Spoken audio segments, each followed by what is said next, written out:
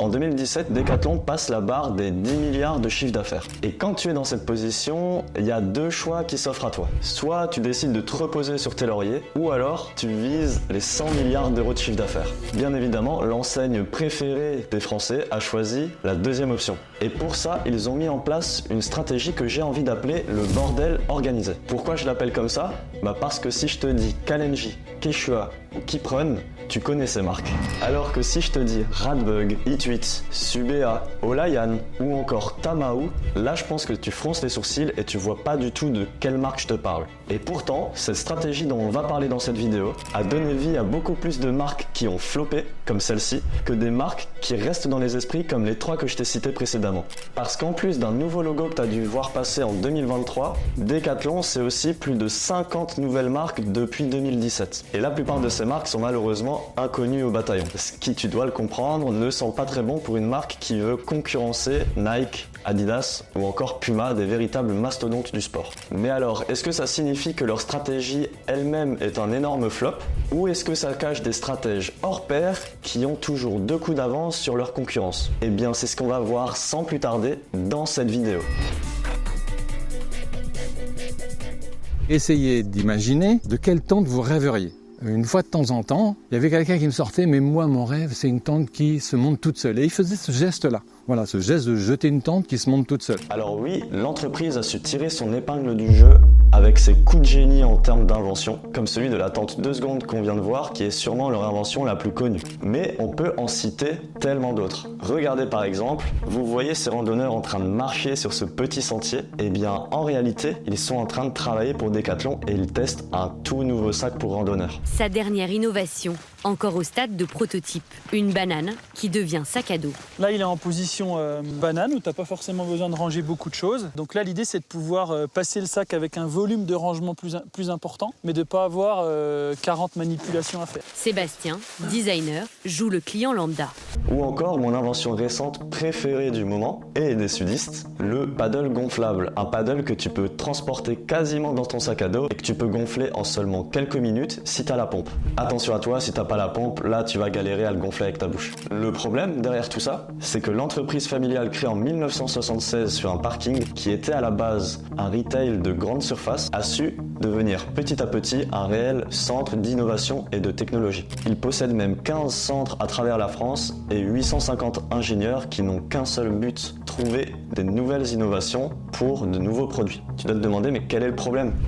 Decathlon, ils aiment tellement créer de nouvelles technologies, de nouveaux produits, de nouvelles marques. De nouvelles quoi? De nouvelles marques. C'est le problème dont je t'ai parlé au début de cette vidéo et ça pourrait leur coûter très cher. Rien qu'en 2019, ils ont créé plus de marques qu'ils ont créées entre 1996 et 2007. Mais pourquoi ils ont fait ça? Tout simplement, imagine-toi que tu es un sportif. Tu fais de la course à pied et tu as un objectif clair en tête, faire moins de 3 heures à un marathon. Tu vis des galères, tu t'entraînes, tu as des blessures, des hauts et des bas. Et un beau jour, tu finis cette fameuse course en moins de 3 heures et tu as atteint ton objectif. Là, c'est le moment où toute la dopamine, toute la sérotonine et toutes les bonnes ondes se libèrent en toi. Mais après 2-3 jours de bonheur hyper intense, tu vas commencer à sentir un véritable vide. Et c'est là que tu te demanderas, c'est quoi la suite? Une autre course?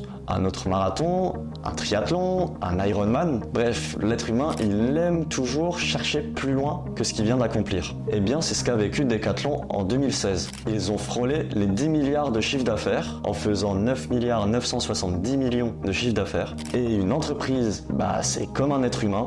Quand tu atteins un gros objectif, tu te demandes toujours, c'est quoi la suite?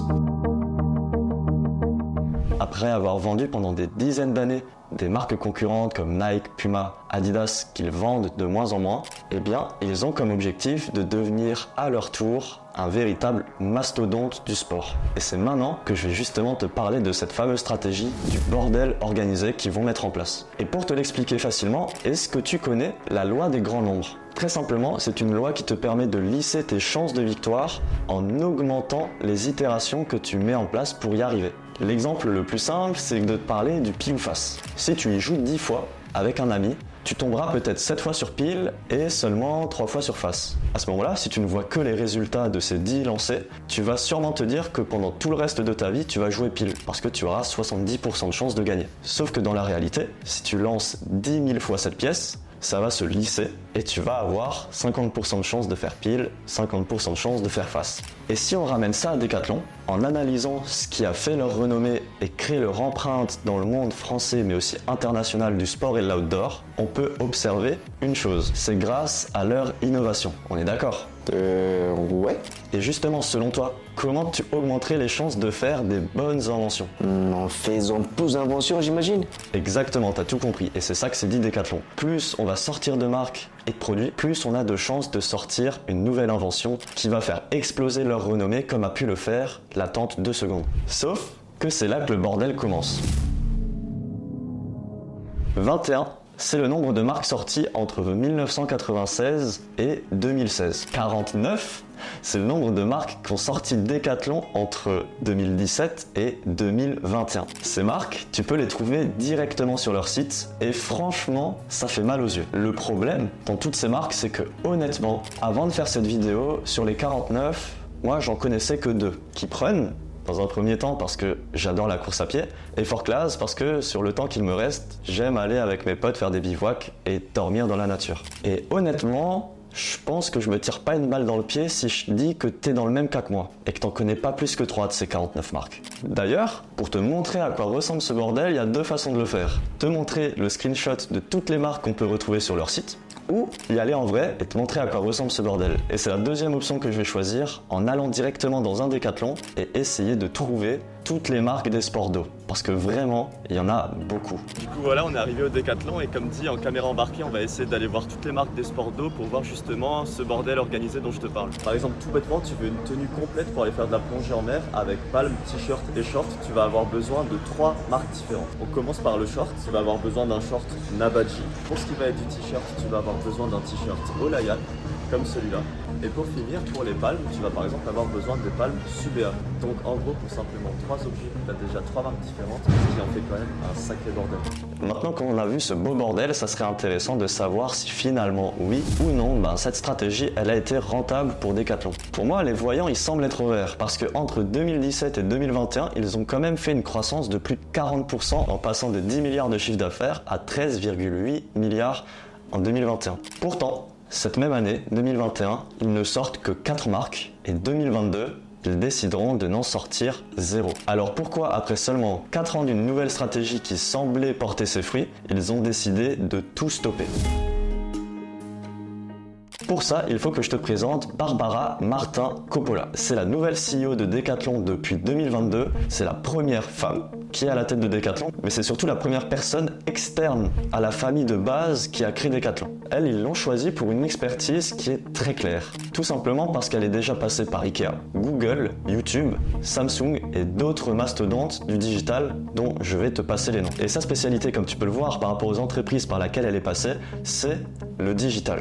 Et depuis son arrivée, elle en a changé des choses. Par exemple, elle a la double nationalité franco-espagnole. Elle est passée par des entreprises qui ne parlaient que en anglais. C'est pourquoi, depuis son arrivée, toutes les communications internes et autres réunions qu'ils peuvent faire sont réalisées en anglais. Mais ce que va nous permettre Barbara Martin Coppola, c'est surtout de répondre à notre question qu'on se pose dans cette vidéo. Pourquoi ils ont supprimé des marques ? Pour ça, elle y donne 3 raisons. Raison numéro 1, faciliter chez les consommateurs la compréhension. Comme tu as pu le voir dans ma petite expédition, leur rayon c'est un vrai bordel. Il y a trop de marques, on se perd et on a l'impression qu'il y a un manque d'expertise. Et ne pas être vu comme un expert quand tu veux rejoindre les leaders du marché comme Adidas, Nike ou encore Puma, franchement, c'est de tirer une balle dans le pied. Comme dit précédemment, c'est l'experte du digital. Et pour elle, digitaliser les 49 nouvelles marques, c'est un réel parcours du combattant. C'est pourquoi pour accélérer, elle va décider de réduire drastiquement le nombre de marques à seulement 12 marques. L'annonce qui a été faite en 2023 et qui va se faire jusqu'en 2026. Mais aussi, en 2026, l'enseigne annonce vouloir réduire de 20% son taux d'impact carbone pour réussir à atteindre une certaine neutralité d'ici 2050. Et pour ça, ils vont favoriser l'économie circulaire avec un objectif d'atteindre les 320 millions de chiffre d'affaires annuel. Et l'économie circulaire est beaucoup plus simple à être gérée quand tu as peu de marques que quand tu en as plus de 70. Tout est donc une question question de digital et de logistique. Et ce que j'adore dans cette histoire, c'est qu'on voit vraiment l'impact que peut avoir un nouveau CEO, un nouveau dirigeant dans une entreprise et qu'il peut grandement modifier et les valeurs et les stratégies mises en place. Alors selon toi, est-ce que Barbara a pris la bonne décision de réduire de plus de 70 marques à seulement 12 marques ou est-ce que pour toi c'est une mauvaise idée et les marques comme Kalenji vont te manquer? Je te laisse nous le dire en commentaire, vraiment ça nous intéresse et moi tout ce qui me reste à dire c'est à la prochaine.